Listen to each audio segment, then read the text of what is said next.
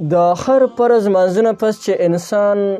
دا دعا کوي کوم چې په دې حدیث مبارک کې راغلی د الله تعالی به عذاب قبر نه ساتي. عذاب قبر څومره سخت څیز دی او دا دعا به نبی علیه الصلاة والسلام مبارک کوله او دا دعا چې هر انسان د هر مز نفس کوي الله تعالی به عذاب قبر نه ساتي. دا دعا که چاته ګران یې زه ورته په دې سکرین باندې لیکم دغه ځای نه زه ورته کوي او دې باندې خامخا تاسو عمل شروع کوئ. د ټول اول نمبر نسائی شریف جلد نمبر 1 صفحه نمبر 97 نمبر صفحه ده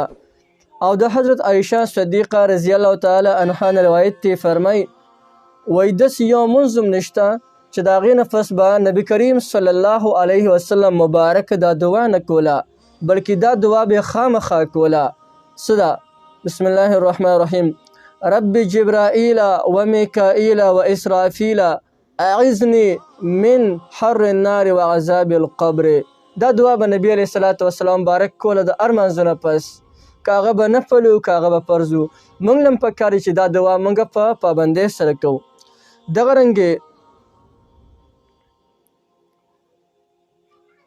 رنګې بل حدیث کې راځي د حضرت انس رضی الله تعالی عنه روایت تی فرمای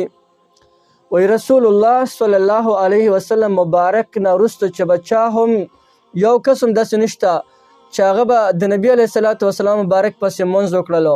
مګر نبی علیه الصلاة والسلام مبارک به د هغې نه پس موږ ته د خپل مخ مبارک راواړولو او دا دعا به یې کوله اللهم انی اعوذ بک من کل عمل یخزینی. اسانه د په دې سکرین درته لیکم ښه چاته نه یا د په دې سکرین ورته لیکم دغه ځای نه زه ورته کوي اللهم انی اعوذ بک من کل عمل یخزینی و اعوذ بک من کل صاحب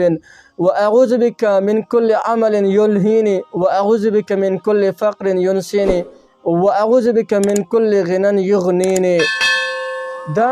دعا موږ هم پکار دی چې د هر منځونه پس وایو. که څوک یې هر منځونه پس وي الله تعالی به عذاب قبر نه د فقیرۍ مسکینۍ او د غلطو دوستانو د ناګهاني آفاتو هر څه نه به الله تعالی ساتي. او یو ډیره زبردست او د ټولو نه اسانه دعا هغه هم درته ښیم دا چې د حضرت امام مسلم رحمت الله علیه ذکر کړې ده د حضرت ابوبکر رضی الله تعالی عنه د هغې متعلق چې کوم دی هغه نقل کوي وی زما والد محترم به د هر منځ نه پس دا دعا کوله اللهم انی اعوذ بک من الکفر والفقر وعذاب القبر. اسانه دعا ده اللهم انی اعوذ بک من الکفر والفقر وعذاب القبر. دا دعا چې څوک د هر منځونه پس وایي نو الله تعالی به ورته 3 قسمونه انعامونه ورکوي. یو دا چې د انسان مړ کیږي نو دی به په حالت د ایمان کې مړ کیږي د آخري خاتمې خو چاته پته نه لګي